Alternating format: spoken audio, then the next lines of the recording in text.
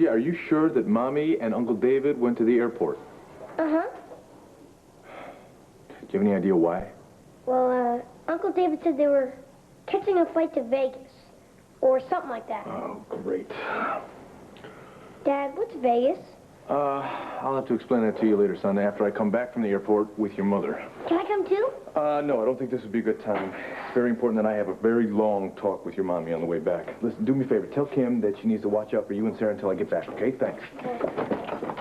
Hey, hi. Hey, I had no idea that you would be here. Hi, Blair. Hi, sweetie. I just brought some goodies for the family and to see how the kids were holding up after Sloane's funeral yesterday, but I had no idea that you were going to be here. Oh, it's so good to see you. Wait, is something wrong? No, I got a little problem. I need to go right away. I'm sorry. Oh, no. Yeah, look, Blair, it's serious. Well, sweetie, I'm serious, too. I haven't seen you for weeks, and first thing you say to me is, I gotta go. You're not gonna go anywhere, handsome, until you tell me what's going on. Oh, you nearly had me going there, David. Rushing me to the airport like you were overcome with irresistible romantic impulses, when the only reason you wanted to marry me was because you knew I was going to inherit all that money. Tina, just calm down and listen to me. No, David, I'm tired of listening to you. I got an idea. Why don't you go to Vegas by yourself and sit by some slot machine and wait till some woman hits the jackpot? Listen to me. Come here, please. Please come here. Tina, I do love you. I really love you, Tina. Look, I am not going to deny that I want that money, Tina. I really want that money. You know that. That's why I came to Landview in the first place. That inheritance has been my goal for months. You know that, Tina. Ever since I read about Dorian's case, I knew that if I played my cards right, millions would be mine. Played me right. That's what you meant. Look, listen. Before I came here, you were just another obstacle in my path. I admit that. But, Tina, something happened when I came to Landview. Something I never expected. I fell in love with you, Tina. Right at the very first minute. Right here at the airport. In this terminal. You remember, don't you? I do remember. Tina, I knew we were meant to be together. But when I found out who you were, my supposed sister, I realized that I had to stay away from you. Otherwise, I'd ruin my whole plan. But, Tina, I couldn't do it because I loved you too much. I mean, think about it, Tina. How many times did I almost blow my cover just so I could be with you? Too many to count. It didn't matter. I loved you, Tina. I still do. I always will.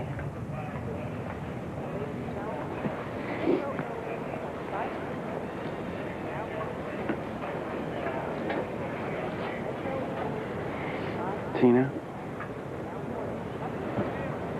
I have wanted to marry you for so long.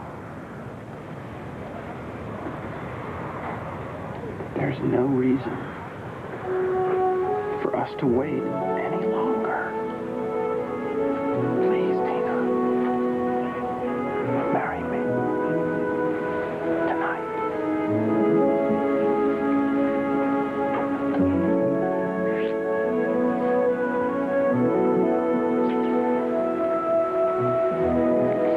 What are we waiting for? We don't want to miss the flight.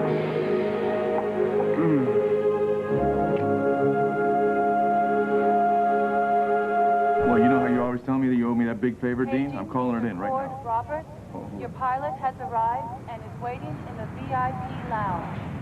Okay, look, that's me. I gotta move. Now, do you still live like 2 miles away from the Vegas airport? Perfect. No, I don't need you to pick me up. It's Tina. Yes, of course it's that Tina. What other Tina is it gonna be? Now, she's arriving on a West Air flight from Philadelphia to Vegas. I want you to follow her and this tall drink of water she's with, this jerk by the name of David Vickers. Dean, I don't need you to point out that she's my ex-wife. I am well aware of that, okay? Just follow them, keep a good eye on them. I need to know where they're going to be. I'm counting on you to do this, man. This is really important to me. I'm trying to keep her from ruining her life and my kids yet again. Oh! Yeah, no, that's great. That's great. We'll be right there. Thanks a lot. Oh! Okay. Okay, we're all set. Hold on. Oh! We're all... Oh, close. Come here. Oh, We will play slots later. Right now, we need to get married. What's the matter with you, honey? You've been nervous all the way cross country. What is it, sweetheart? Nervous? I'm not nervous. Why do you think I'm nervous? I just can't wait to get married to you, that's all. It means that much to you? You have no idea. Now listen, there's a chapel right down the road. We just jump in a cab, we say our I-dos, and we get right back here in time for the last flight home. Not much of a honeymoon. Dina, we've got our whole lives for that. Come on, first things first. We go get married, you become my bride, and then we hightail it back to Landview before anybody misses us. Now, that is, of course, unless you've decided to not let me share your inheritance. Oh, don't be silly. I want to share everything with you. The good, the bad, the 27 million. Even if it means keeping our marriage a secret for now? It'll add to the adventure.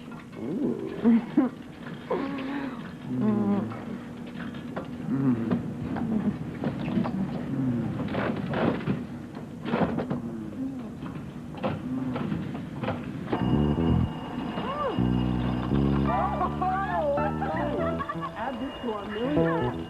Oh, mine. No. Well, you know, Vicky. On the outside, she's brave and strong. On the inside... The inside, she's what?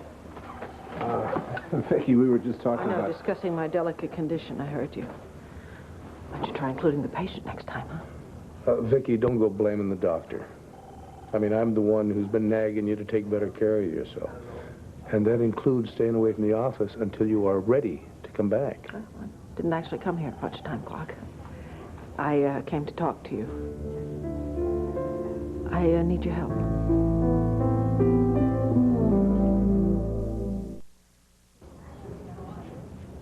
Vicky, I hope you're taking care of yourself. How have you been sleeping?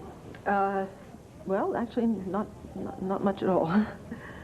Well, I can't even remember the last time I slept through the night.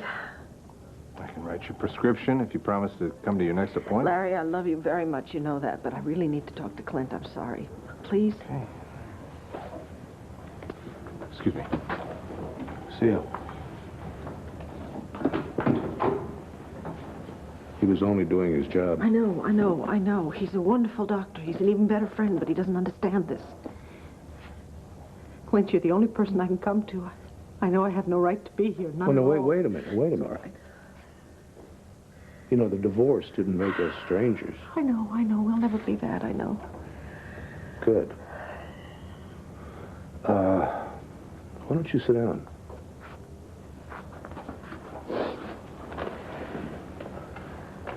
And tell me how I can be of help to you. I don't know what's going on. Earlier today, I found out that Joey moved in with Dorian. And I lost it. I completely lost it. I don't understand what's happening to me, you see. Every night I go to bed, nice and early, and I go right to sleep. And that's when it starts, that dream, that same nightmare that I told you about weeks ago. It keeps coming back. The one about your father? Yes. And Dorian, don't forget her. She's always there. She's right there at the top of the stairs with my father, laughing at me. Just like she was always there when he was alive, doing everything she could do to come between us. Do you know that she has always been there, taking things from me, taking things that are mine, my father and my son? I can't deal with it anymore. I just can't. I feel like my whole world is spinning out of control, and Nothing is going to happen to you. I'm afraid, Clint. I'm afraid because if I lose control... You won't. You won't. I'll make sure of that. And you know me when I make my mind up. Now, why don't you tell me some more about this dream? I'm no shrink, but maybe an old ex-husband can be some help. New beginning. This is real business with opportunities for everyone. Shattered by a shady path. Are you sure that this partnership with Sonny is a good idea? Will loyalties be questioned? Do you have to go into a partnership with someone who comes with this much trouble attached? Sonny didn't turn his back on me when I was in trouble. That puts us in the middle of a war zone, doesn't it? Will partners become rivals? You don't want to get in the middle of this, Luke. I am in the middle. General Hospital, only on ABC Daytime. Dean, what are you doing here at the airport? You're supposed to be following Tina and David. I did. Spotted them just as they got into a cab. They went about a half mile down the road to the Love Me Tender Chapel. Please tell me that's not the kind of chapel I think it is. Okay, I won't tell you.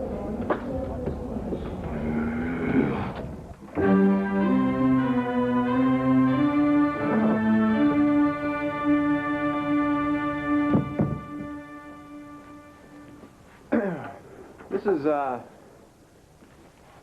well, it's really unique. Oh. Oh, Cookie, don't cry. It's our wedding day. It looks like a farewell tour. I guess those are going to be our flowers. We don't even have a ring. Oh, no. I picked this up at the airport. Oh. Huh? That's very sweet. Yeah? Oh, yeah. Oh, it even says something. Uh-huh. Vegas is for losers. Oh. Oh. I thought it said lovers. Tina, look, I'm sorry. I'm going to get you a proper gold band as soon as we get back to Landview, okay? And you know what? When we get that $27.8 million, you're going to be able to have your very own jewelry shop. Well, at least I just bought this new dress. Yeah. Viva Las Vegas, babe.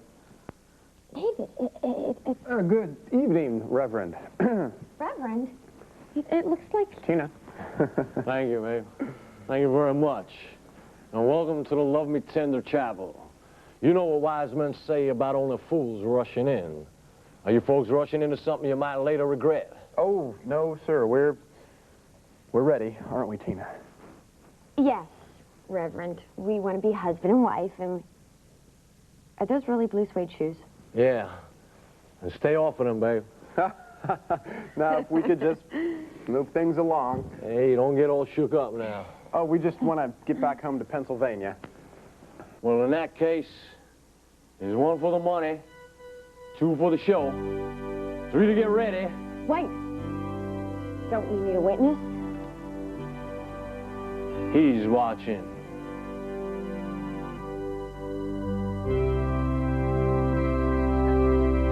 So, tell me true.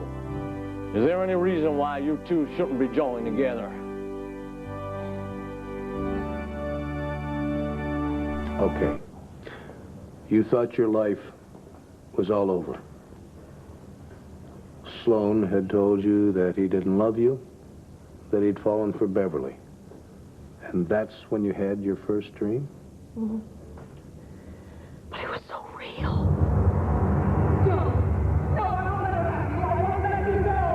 It's too late. I belong to Beverly, not you.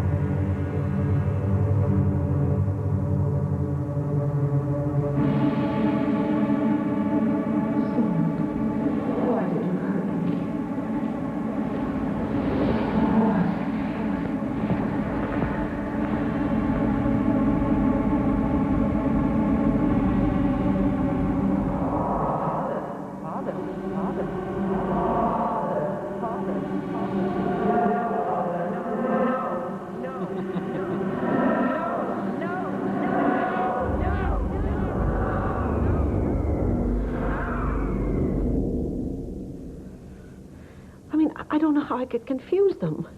I mean, 1 minute Sloan is standing there, and the next minute it's... Oh, wait a minute. That isn't so hard to understand.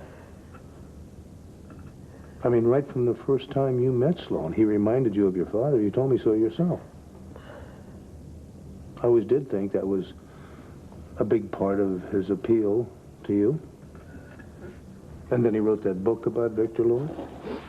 So you think I'm just associating the two? Is that all? Well, I think there might be a little more to it than that. I think that losing Sloan probably stirred up some memories about losing your father. But what about Dorian?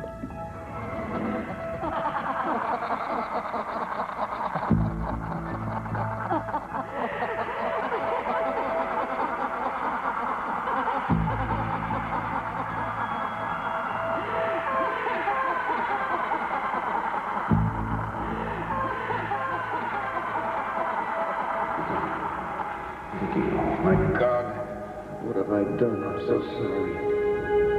You do. You do. Please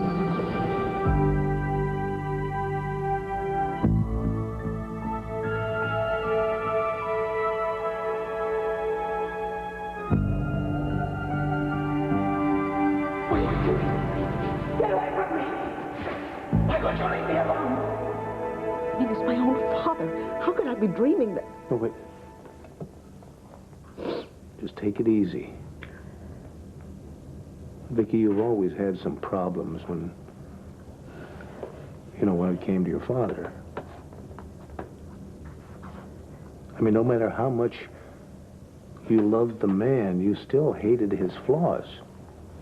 The same kind of flaws that Dorian encouraged. Yeah, she's still doing it too, isn't she? Except now she's doing it with our son. Mm-hmm.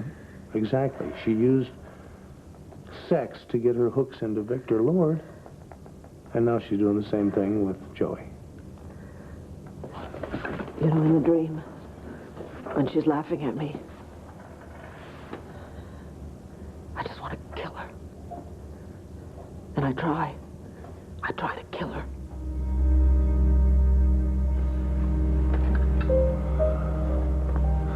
Well, I don't think I'd lose a whole lot of sleep over something like that. I mean, I've thought of strangling the witch a few times myself. But there's more, Clint. You see, sometimes when I dream, it's not Dorian that I end up killing. It's my father. You promised to love her tender, to love her true. I do. And to always have a blue Christmas without her. I will. Do you want her? Do you need her? Do you love her? I want you. I need you. I love you. All right, come on, you two. It's now or never. It's now or never. By the power vested in me by the state of Nevada, and in the sight of God, and the king of rock and roll, you two have just gone platinum. Now don't be cruel and return the sender. Hey, kiss her, man, or I will. I think we're married. I think so. I'm ready to cry.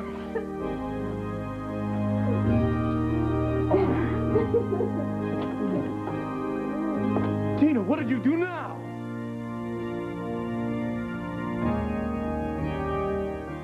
In my dream, I want him dead. He's my father. How could I have such horrible thoughts? Well, I don't think that sounds so unnatural. Fact is, it sounds kind of healthy to me. What's healthy about it?